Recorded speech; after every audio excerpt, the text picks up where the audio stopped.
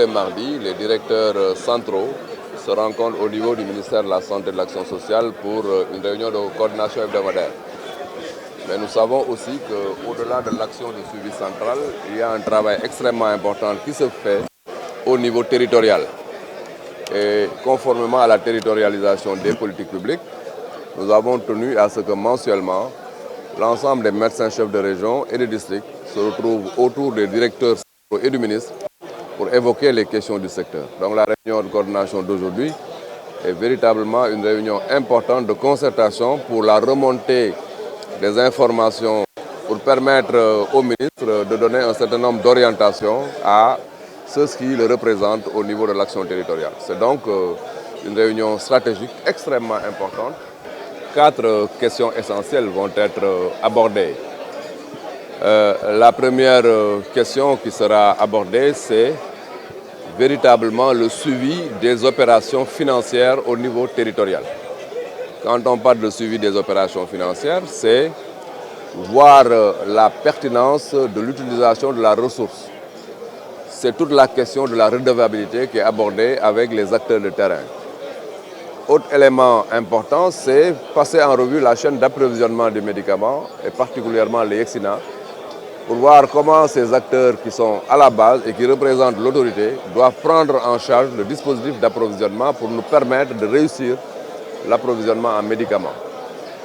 L'autre élément important, c'est les comités de développement sanitaire, leur mise en place, parce que vous savez que la loi est entrée en vigueur récemment, ces comités sont déjà mis en place, mais nous sommes dans une phase d'adaptation. Il faut les soutenir et faire en sorte que ces comités soient efficaces et plus efficaces que les comités de santé qu'ils ont remplacés.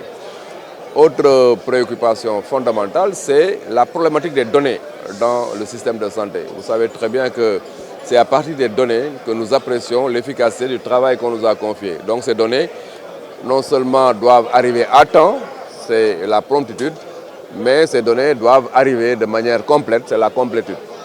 Fondamentalement, cette question sera adressée. Entre autres, on abordera aussi la question liée au bateau Merci Ship qui va arriver bientôt au Sénégal au mois d'août et qui va rester pendant 10 mois pour traiter des opérations très complexes et plus de 1000 Sénégalais bénéficieront effectivement des services de ce bateau. Les MCR et les MCD sont chargés aussi de travailler sur la sélection des cas qui seront effectivement traités dans le bateau.